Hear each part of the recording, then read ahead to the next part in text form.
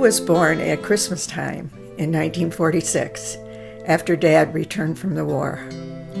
Pat and I first met Sue when Mom and Dad came from the hospital to take us home from Aunt Liza's house. In our family of 8 children, Sue was the third in birth order, first of 6 brothers and sisters. This is important in Sue's story because over the years, she was the oldest of our post-war family, a linchpin, the one everyone came to for comfort and sharing, good times and bad. Sue was a sweet little girl, very observant and loving. She couldn't wait to go to school with her big sisters. Her first years were in a one-room schoolhouse in northern Michigan. She was so smart. She was passed from kindergarten to 2nd grade. Sue always loved reading and bragged that she was a natural-born speller. When Sue was about 4 or 5, we lost her in Alpena. We never told our parents this, but she followed Uncle Pete, Pat, and me from our grandmother's house to the Lyric Theater for our weekly cowboy motion picture. We told her to go back to Grandma's, but didn't show her the way. By the time we returned, she had been missing for several hours. Here is a picture of Uncle Pete standing near the scene of our crime. Imagine our guilt and relief when the police brought her back after about 6 hours. Growing up, we were free-range kids living in a 2-bedroom home in northern Michigan. We were always surrounded by cousins, aunts, uncles, and grandparents.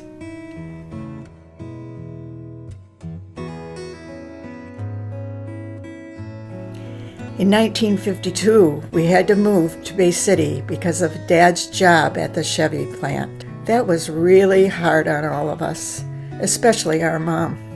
6 of us were stacked in the back seat of a huge Lincoln with a double-sized galvanized bathtub strapped on top. Mom's cousin Lance helped pack and haul all of our belongings in his Lay's potato chip truck.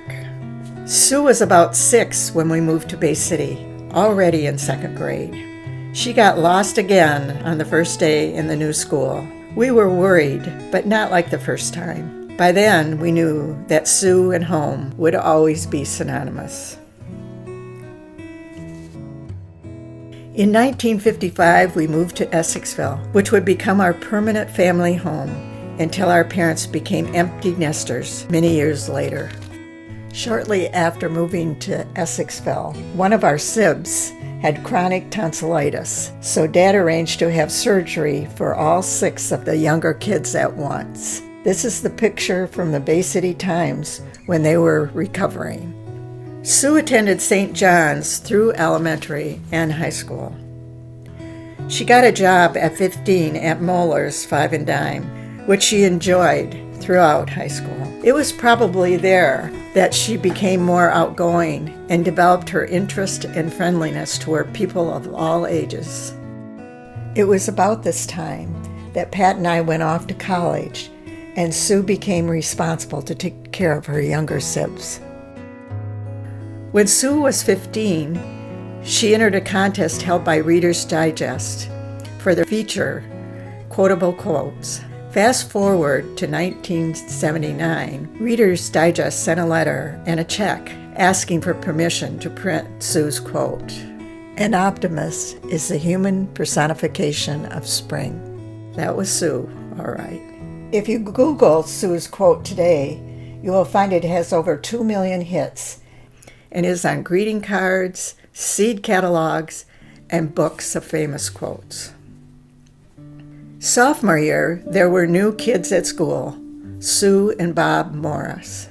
Sue quickly became friends with both of them. Our Sue hung out a lot at their house. Behind the scenes, Bob was falling in love with Sue, and vice versa.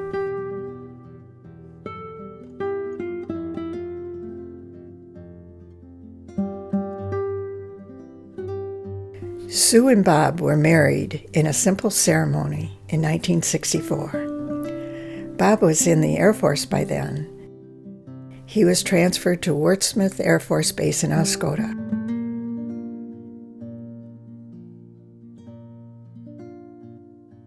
They settled in a small cottage on Lake Huron. Sue became very close with our dad's sisters, Aunt Zora and Aunt Ruth, during this period. She loved playing cards with them and learning more about Dad's side of the family. Liz was born in Oscoda, to everyone's delight.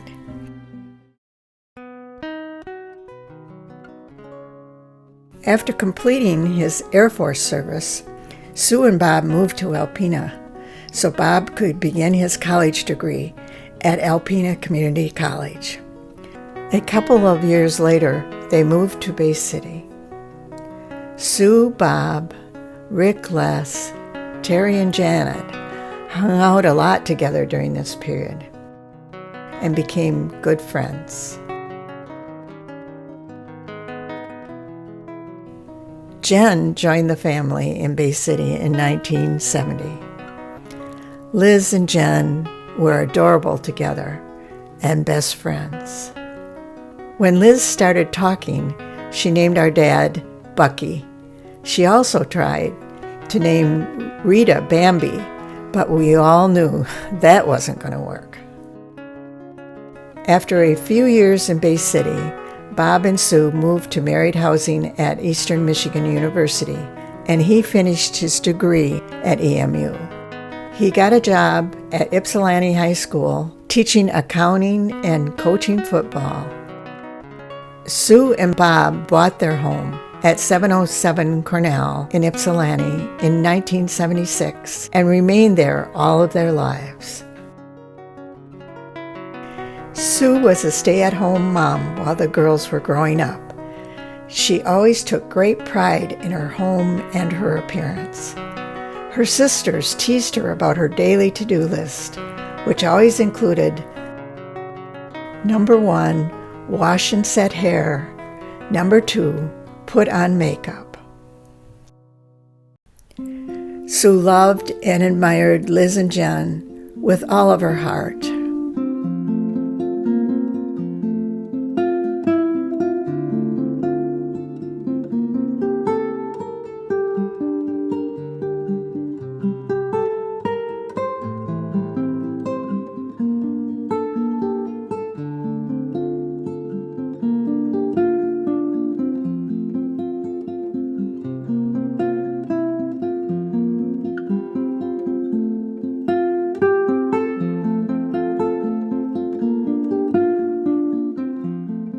When Jen and then later Liz moved to California, part of Sue's heart went with them.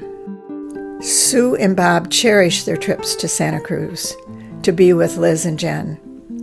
They were so proud to see them both graduate from UCSC. There are no words to express Sue's love for her girls.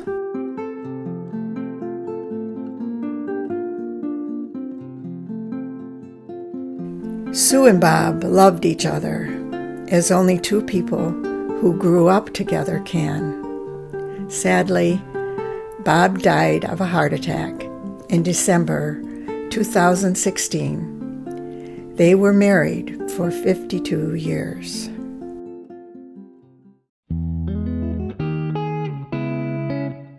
Liz and Jen returned to live and teach in Michigan in 1999 and 2005, respectively.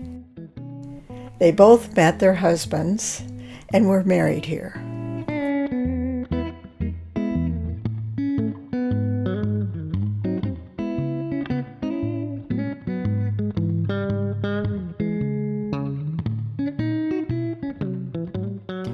Sue and Bob waited a long time for grandchildren, and they were over the moon when they arrived. Joe and Josie were both born in June 2007. Imagine having both a boy and girl grandchild all at once.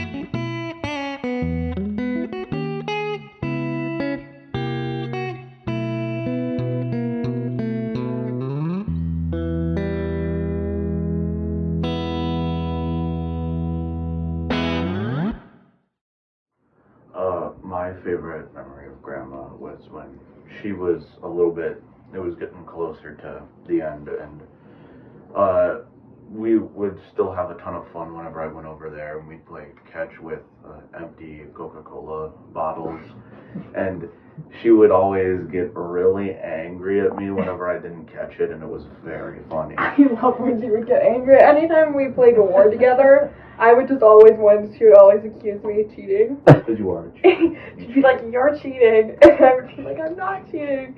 But also, I loved when I started to like dye my hair all different colors. She just like, I would always come in and she would just like look at me with these like big eyes, like.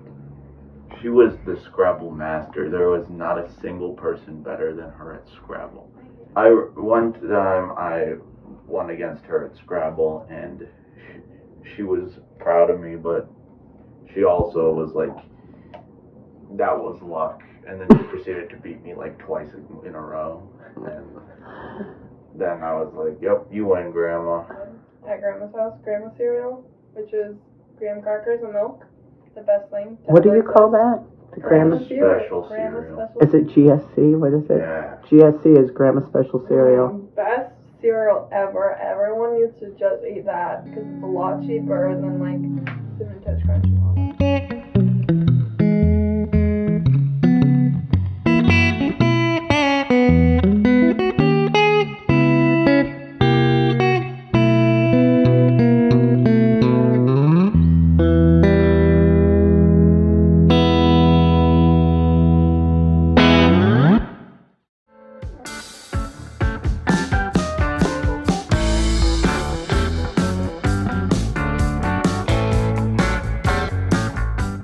Very few people in life get to choose jobs they love. Sue loved being close to home, flowers, and the family medical guide. But most of all, she loved people. So it was no accident that she really enjoyed working at Norton's Flowers, right around the corner from her home. She was probably top seller for many years, even though she worked part-time. Her secret was that she sold up. With her charm and sincerity, she gently suggested other items that she knew the customer would love. After over 25 years at Norton's, Sue joined the team at the Michigan Heart Vascular Surgeon. She was really proud of her work and flourished there. Sue helped build team spirit in the office through monthly potlucks and birthday celebrations. She wrote poems and read them at the doctor's birthdays. A few funny lines from Sue's poems. I hear he's got a really great sense of humor. Don't know if it's true or just a rumor. I guess we'll find out if he reads this with enjoyment or if I should go out and file for unemployment. Sue's efforts did not go unnoticed. When Sue retired after 8 years, the team held a special retirement dinner, and the docs gave her a generous bonus.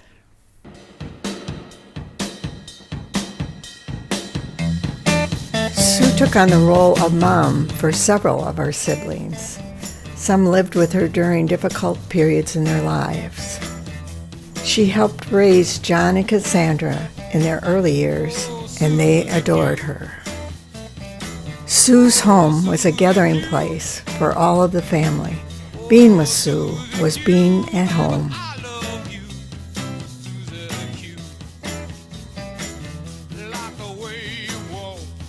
She loved it when the nieces and nephews visited and always had treats for them.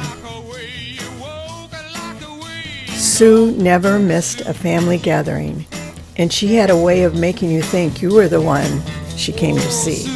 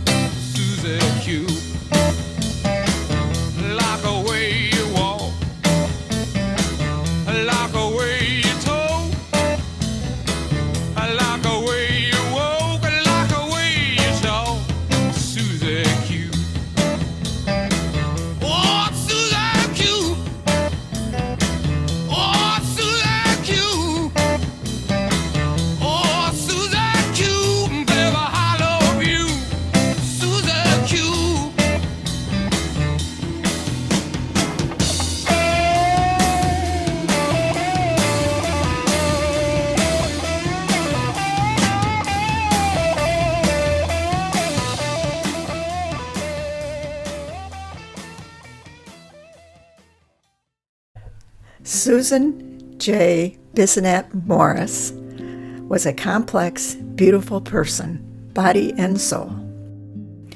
She loved Bob, Liz, and Jen with all her heart. She also loved her brothers and sisters, as annoying as we can be. And we loved her, especially her wry sense of humor. She would crack us up without notice, sometimes to the point of tears. Sue cherished her little dogs, first Sadie, and at the end of her life, Lily, who was constantly at her side. Sue, the natural-born speller and Scrabble genius, really enjoyed words. So we asked those who knew Sue best to come up with 3 words that best described her. Then we made a word cloud. The most frequently mentioned words are larger on this word cloud. When Bob knew he was dying, he called a family meeting and asked our brother Rick to be Sue's caretaker. Rick agreed and lovingly took care of Sue for 6 years until she required hospice care. During the last 8 to 10 years of life, Sue suffered from seizures, stroke, and memory loss, but she never stopped recognizing the people she loved or playing her music and Scrabble. She would often pull out one of those Sue-isms to make us laugh. I have a feeling St. Peter is deep in conversation and laughing as I speak.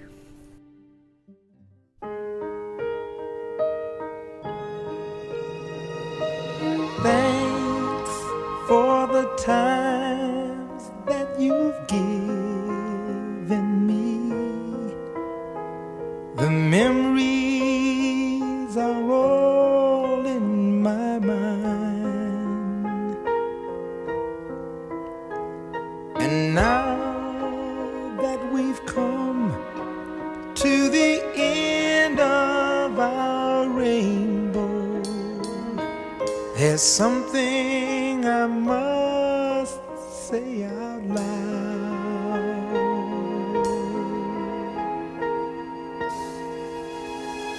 You once, twice, 3 times a lady, and I love you. I love